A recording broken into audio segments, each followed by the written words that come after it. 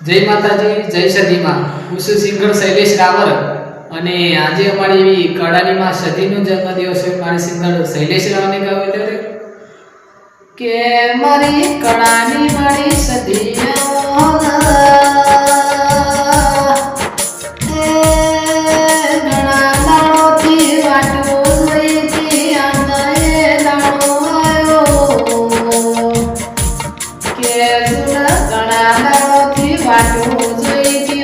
સદીનો જન્મનો દાડો આવશે